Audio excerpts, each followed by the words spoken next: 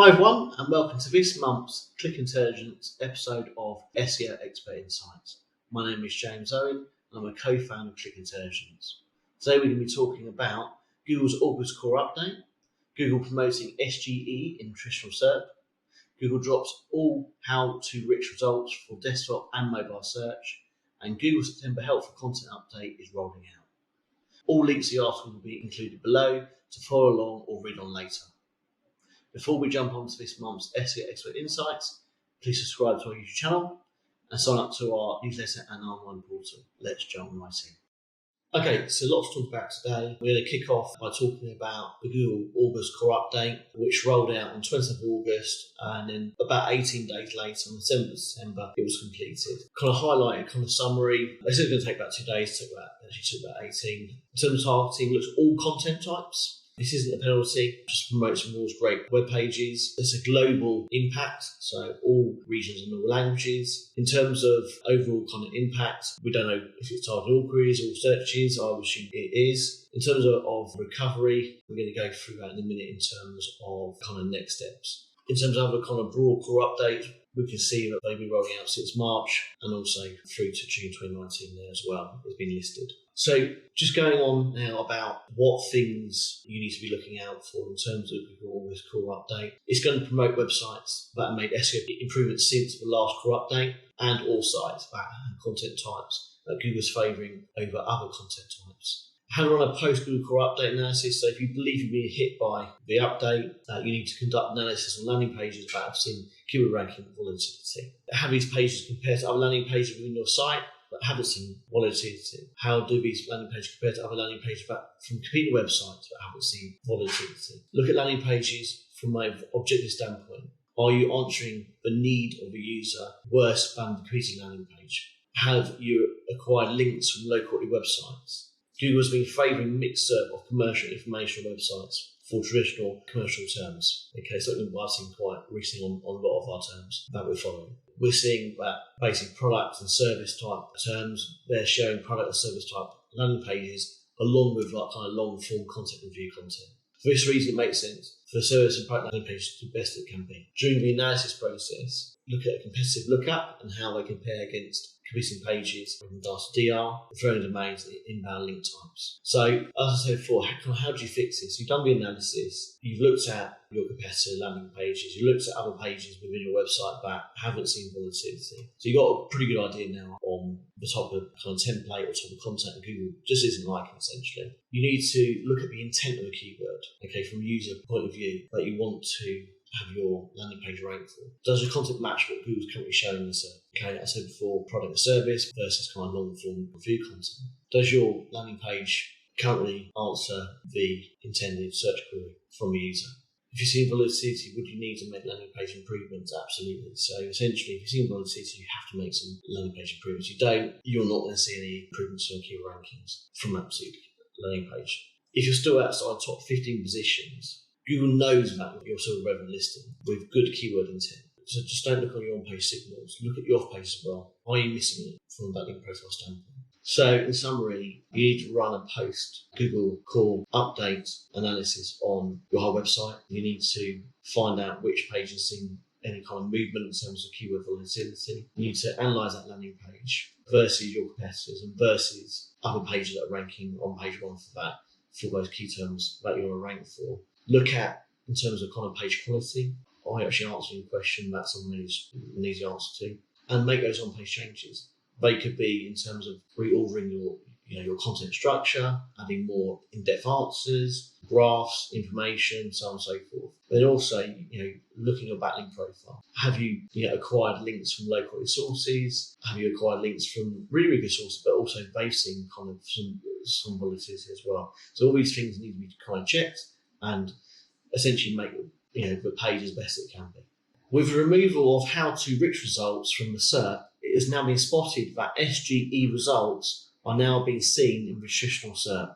Google is now showing banners and overlays to promote its new Google Search Generative Experience directly in its traditional search results interface. The overlays says, search with an AI-powered boost, try out our new generative AI experiment from Google. I believe this will only evolve over time and SGE will become a feature in more search query result landing pages.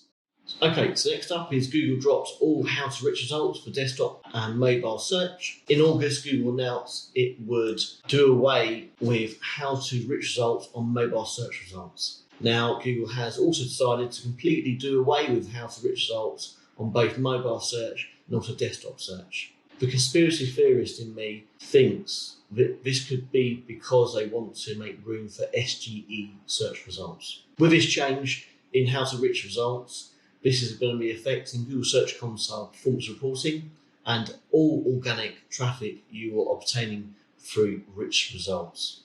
So the second Google update I'm going to be talking about on this month's SEO Expert Insights is the Google September 2023 Helpful Content Update. So just quickly, some kind of summary points on this. We've got the name, Google September 23 Helpful Content Update. Launch date, September 14th. Target looks at content that was created to rank well in search over help humans. Search only was currently impacts Google Search and Google Discover. Penalty, Google did not mention penalty, but the update does seem to feel like a penalty for sites that will be hit by it. Update promotes helpful content, but soon will be demote unhelpful content. Site-wide, this is site-wide algorithm, so the whole site will be implicated by this update. Not a core update. Many are going to say it's a core update, but it's not. In terms of kind of reach, this is no longer just English language and content, it is all languages and global. Impact, and this is really important, we're going to go into some of the notes for Google in a minute, but Google would not tell me the percentage of queries or searches were impacted by the search update. Google did tell me that were meaningful. Also, Google said that it felt more like online educational material, entertainment, shopping and tech-related content. To recover, if you're hit by this, you'll need to look at your content and see if you can do better with Google advice below, which we'll go through in a minute. Refreshes, this is quite interesting. Google updates with scores continually here, but there is a timeout period and a validation period, and it can take 12 months to recover from this update. Okay, so that's quite interesting. As I said before, there's some other updates below. So essentially, Google made a few changes to its official helpful content page, including adding new guidelines about hosting third-party content and more explanation on what to do after helpful content system update. Point 2, added new points about removing content or changing dates to help page on how create helpful, reliable, people-first content. The most interesting part of this, for me at least, is in a previous version of Google wrote in the first paragraph, this system is to be better to ensure people see original, helpful content written by people for people in search results. Google has now removed written by people and just wrote helpful content created for people in search results. I believe Google is now open for AI to write content as long as it is helpful. Last Thursday at PubCon, Gary Ills from Google Search Team got asked a classic question from one of the audience participants. How important is link building?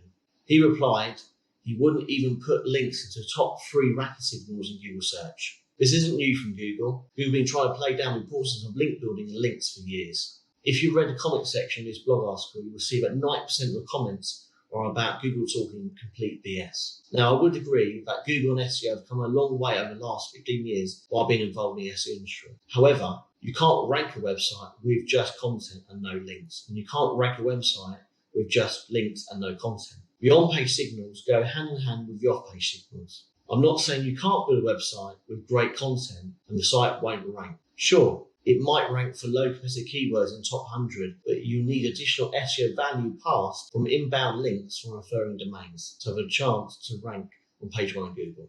Links are still very important in the Google algorithm. Although Google's looking at more than they were 3 years ago, you still need to cover the SEO best practices. These are conduct intent-based keyword research, develop helpful content on your website that is going to answer the user's search query, mark up the landing pages to help Google understand what the landing page is about, ensure the landing page has good internal linking, ensure the performance of the website is good as it can be, and build and acquire high quality and relevant backlinks to your landing pages and websites.